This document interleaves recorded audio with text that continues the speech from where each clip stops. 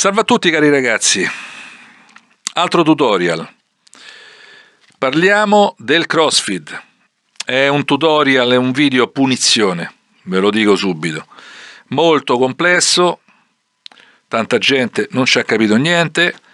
Io ho ripreso informazioni un po' qua, un po' là per cercare di rendervi più digeribile questa problematica. Parleremo del CrossFit nelle cuffie, nella registrazione, registrazioni binaurali, il CrossFit nei diffusori acustici e in mixing e mastering degli studi di registrazione. Ragazzi, è un video un po' complesso, dovete avere pazienza, spero di essere più chiaro possibile. Che ne so? Affari vostri. Punizione, punizione, punizione. Seconda parte del video. Ciao.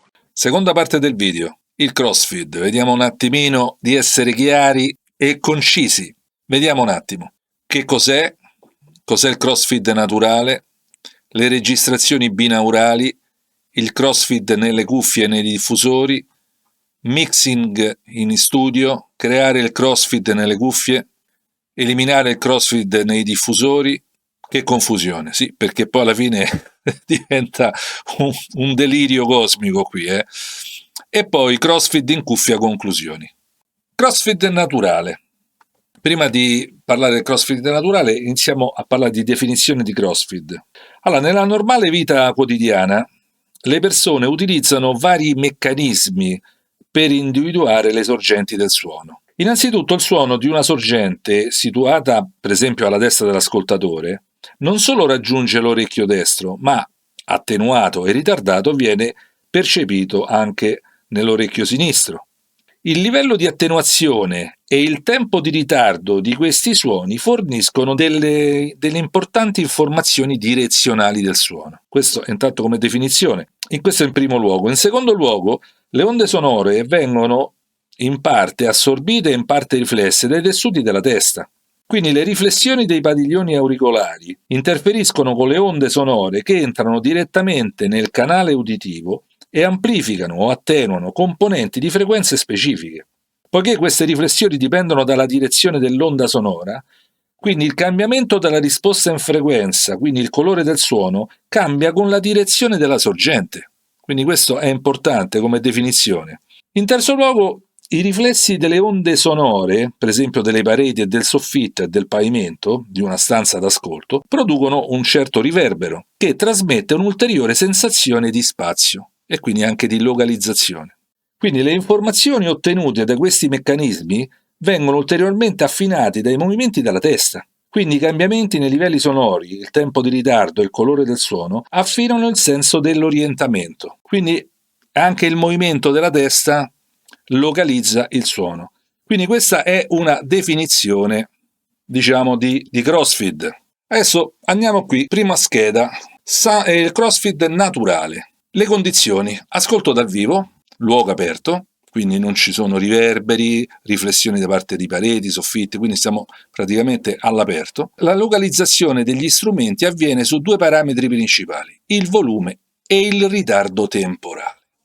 Esempio: noi abbiamo qui un sassofono che sta praticamente in asse davanti a noi. Il sassofono, quindi noi percepiremo il sassofono sia con l'orecchio sinistro sia con l'orecchio destro e non c'è nessun ritardo del suono perché giungono perfettamente equidistanti, quindi la distanza dal sassofono e l'orecchio destro e l'orecchio sinistro è equidistante, quindi noi abbiamo un suono perfettamente centrato. Se noi per esempio prendiamo la batteria che è posta qui tutta a destra, avremo che il segnale a destra sarà di livello più intenso, ok? Quindi il volume più alto, e verso sinistra avremo un volume più basso, ma anche un tempo di ritardo, perché il suono che arriva a destra arriva prima rispetto a quello sinistro, ma stiamo parlando di pochissimi millisecondi, ma questi millisecondi danno proprio la localizzazione del suono. Poi interviene pure il discorso di fase, però quella è una cosa un po' più complessa. Comunque i parametri principali sono esattamente due: il volume e il ritardo temporale.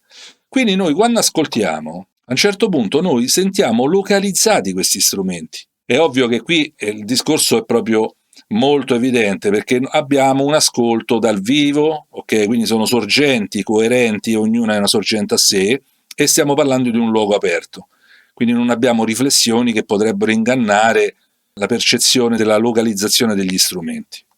Ok, andiamo avanti. Registrazione binaurale. Allora, perché parliamo di questo? Perché poi dopo, verso la fine, cominciamo a fare un collage e capiamo tutta la questione. Che cos'è?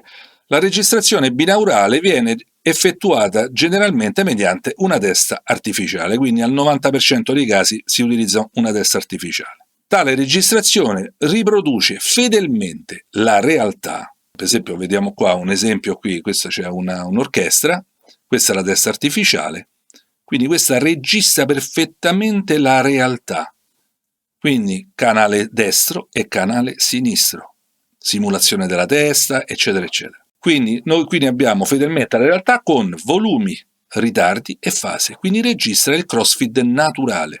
Quindi noi con la registrazione binaurale registriamo perfettamente la realtà per quella che è e basta. Ovviamente, qui c'è scritto, va ascoltata solo in cuffia e con accorgimenti particolari con i diffusori, e poi vedremo. Comunque, al 95% le registrazioni binaurali si ascoltano in cuffia, perché c'è una coerenza. Io registro con la testa artificiale, ascolto in cuffia, e quindi è come se io fossi al posto di quella testa artificiale, ok? E quindi abbiamo capito che cos'è la registrazione binaurale. Ora, il crossfeed nelle cuffie e nei diffusori. Noi abbiamo due diffusori collocati in ambiente. Cosa succede? Che l'orecchio destro sentirà ovviamente il suono della cassa destra in maniera principale. In maniera secondaria, ma anche con l'orecchio sinistro, sentiamo la cassa destra e viceversa dall'altra parte. Questo sistema di incrocio si chiama crossfeed.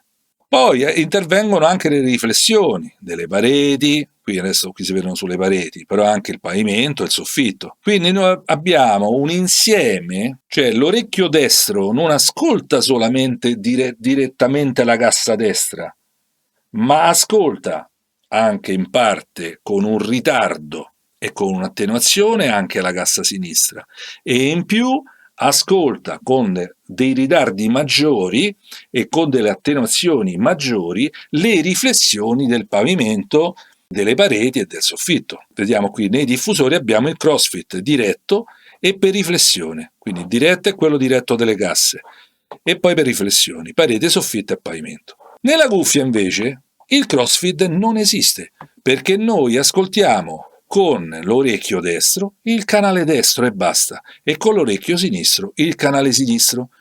Quindi non abbiamo né riflessioni dell'ambiente, perché giustamente la cuffia è una cosa a sé, non abbiamo il crossfeed diretto, e quindi anche quello per riflessioni. Quindi noi in cuffia non abbiamo nessun crossfeed, ok?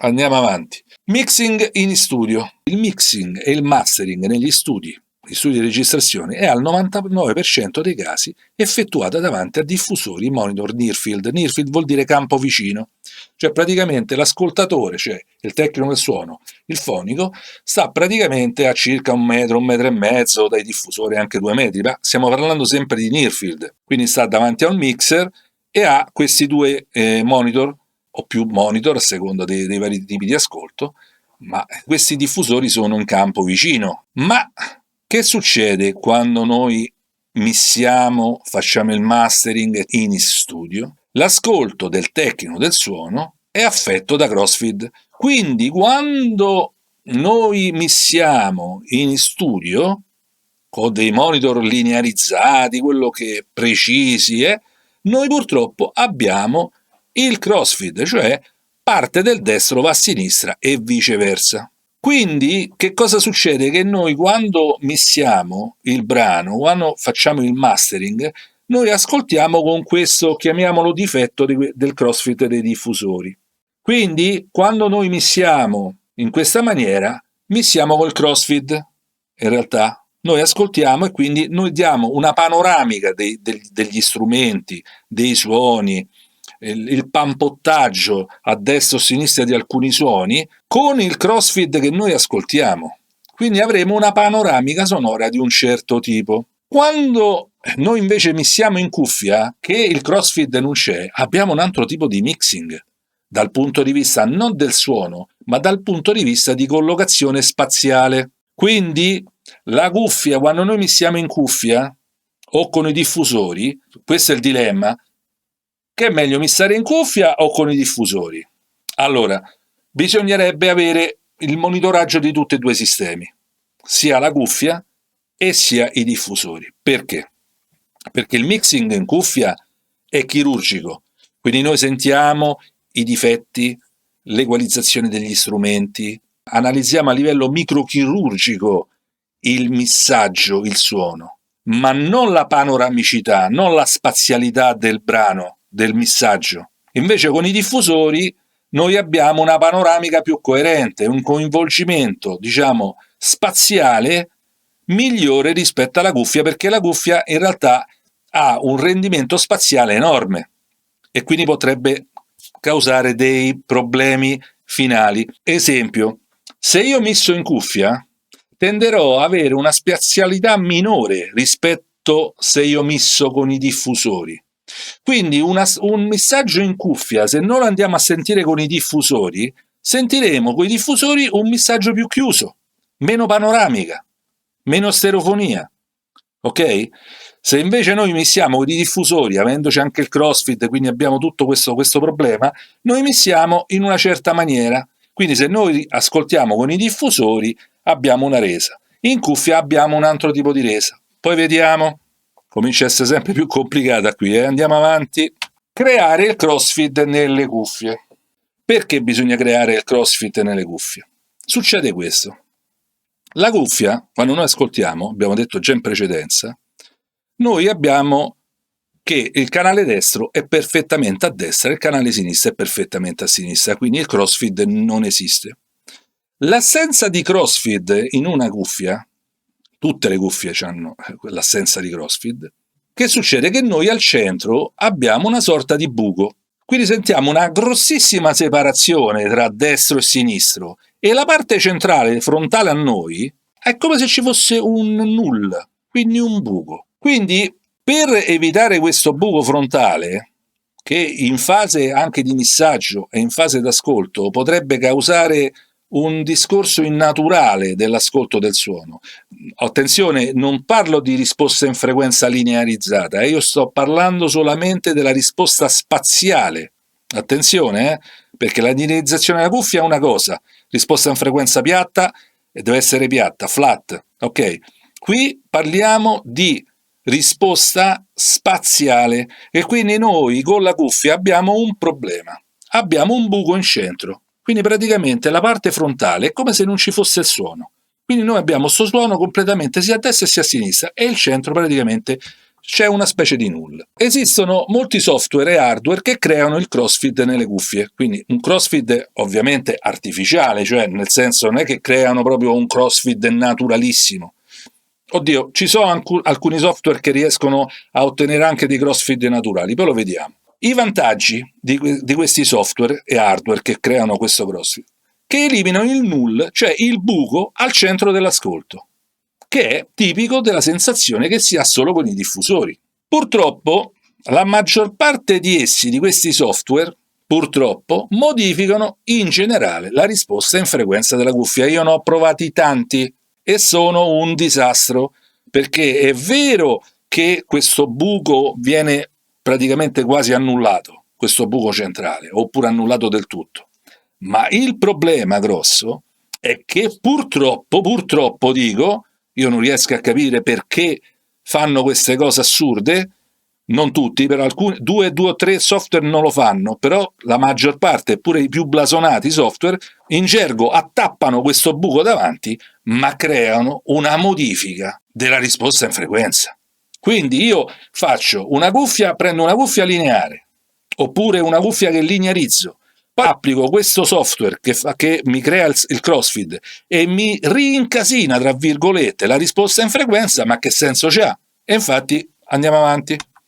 Creare il crossfeed sempre nelle cuffie. Allora, abbiamo visto che, riepilogando, il crossfeed nei diffusori abbiamo il segnale diretto, DD destro diretto e destro quello ritardato. Quindi noi che cosa fa questi software, questi hardware? Ricreano questo schema di ascolto, che è tipico dei diffusori. Come si ottiene? Abbiamo detto prima, tramite software digitali o interfacce analogiche o amplificatori dedicati. Esempio, questo è un amplificatore dedicato che ha un'interfaccia interna crossfeed. Questo è mi sembra il Phonitron della SPL, Phonitor. Questo è un circuito analogico classico che crea il crossfeed. Oppure abbiamo dei software digitali che creano il crossfeed. Vediamo quali sono i principali, perché ce ne sono moltissimi. Il SonarWork no. Che vuol dire no? L'ho provato, lui crea il crossfeed, ma che cosa fa? Incasina la risposta in frequenza e quindi è come non averlo. A parte che io l'ho provato anche nella linearizzazione, vedete i video precedenti della linearizzazione, il SonarWorks non linearizza. E oltretutto, se noi applichiamo il crossfeed nel SonarWorks, rincasina di nuovo la risposta in frequenza, quindi no. Waves NX, il meno peggio dal punto di vista della linearizzazione, ma dal punto di vista del crossfeed non ci siamo, rincasina la risposta in frequenza. Il Morphit della Tone Booster, pure questo incasina la risposta in frequenza. Il Sienna, pure questo, no, incasina la risposta in frequenza. Realphone, pure questo, rincasina la risposta in frequenza. Reid della Blue Cat, pure questo incasina.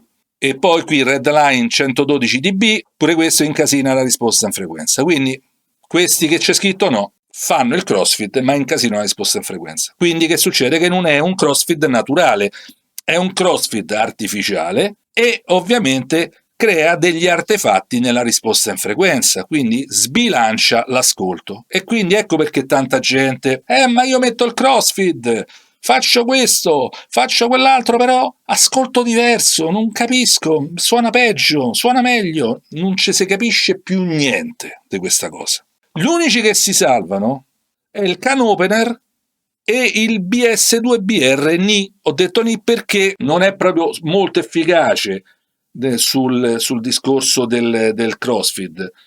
In realtà lo fa, però non è proprio molto chirurgico. Però ecco, questi due sono gli unici che applicandoli non incasinano la risposta in frequenza, e non è poco. Infatti io per esempio col can opener, io l'ho provato, lui è trasparentissimo, cioè lui applica il crossfeed alla cuffia, ma la risposta in frequenza non la cambia. Oppure, proprio se voglio fare il pignolo della situazione, la cambia ma talmente leggermente, roba di manco un dB, con un andamento di un dB, ma è niente, parliamoci chiaro, è proprio niente. Quindi attenzione all'utilizzo di questi.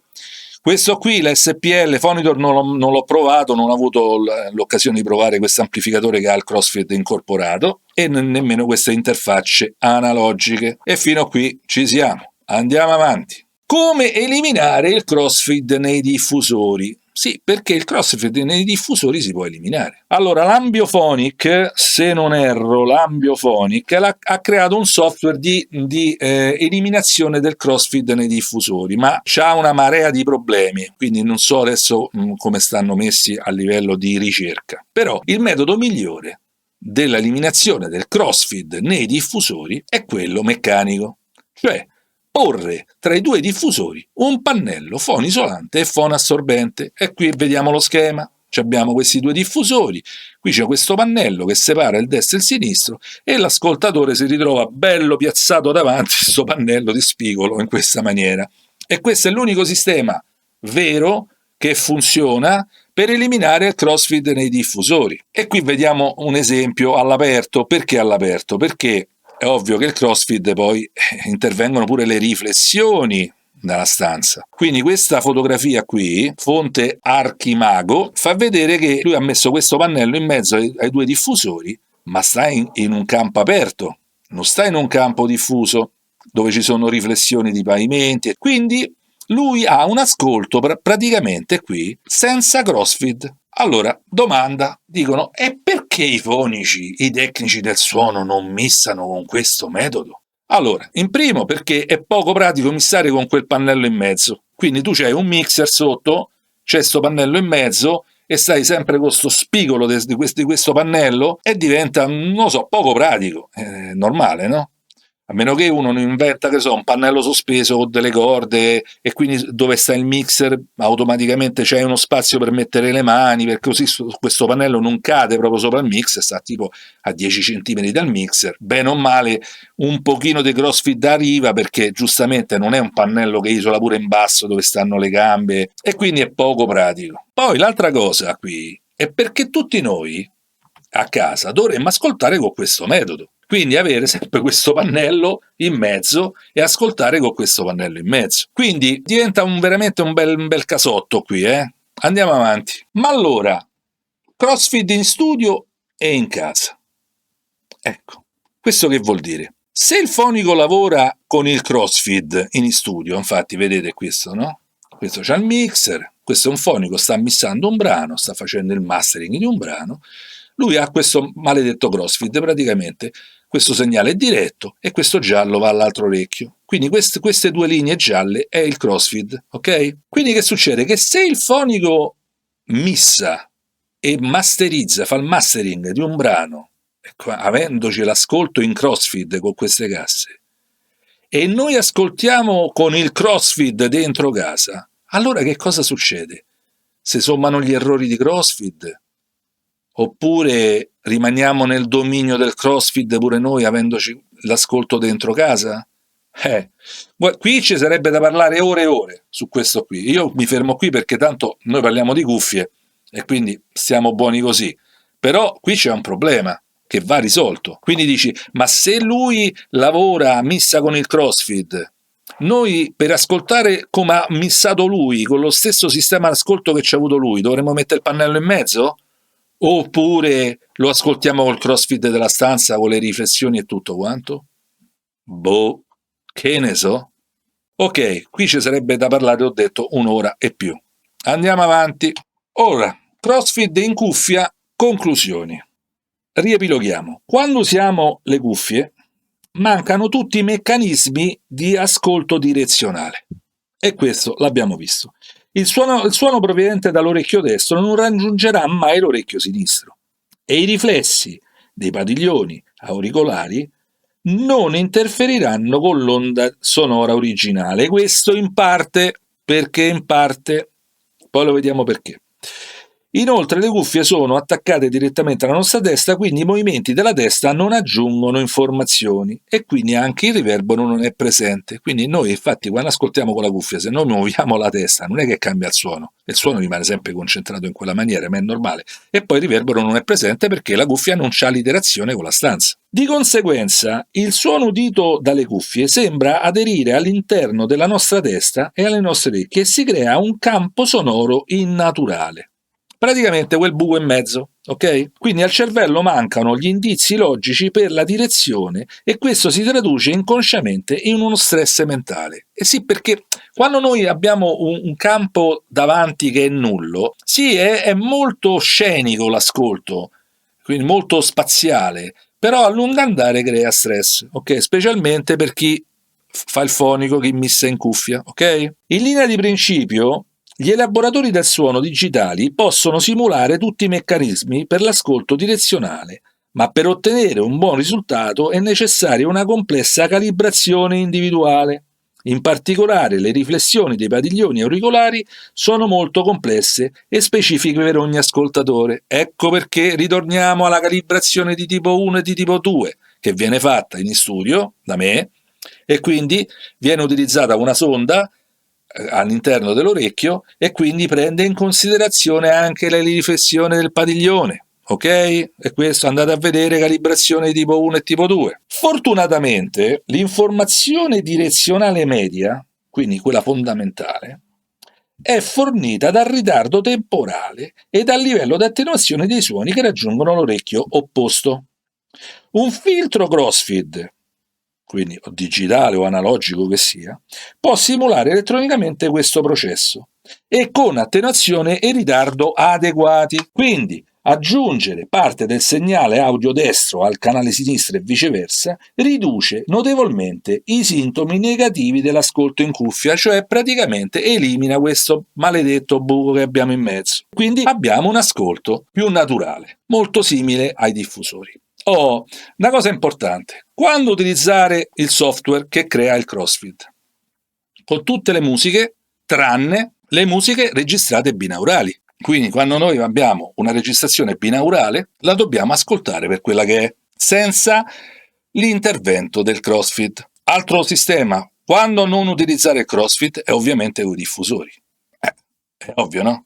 Quindi, ripeto, CrossFeed, tutte le musiche fatte in studio, musiche binaurali, registrazioni binaurali no, senza CrossFeed, assolutamente cuffia diretta, e ovviamente CrossFeed con i diffusori. Tutto qui. Ok, un delirio. Spero di essere stato chiaro, spero, È una cosa molto complessa. Questa è veramente complessa questo tutorial è veramente complesso. Tutto qua, ragazzi. Un salutone, non vi suicidate. Che vi devo dire? Ok, fermiamoci qua. Ciao a tutti.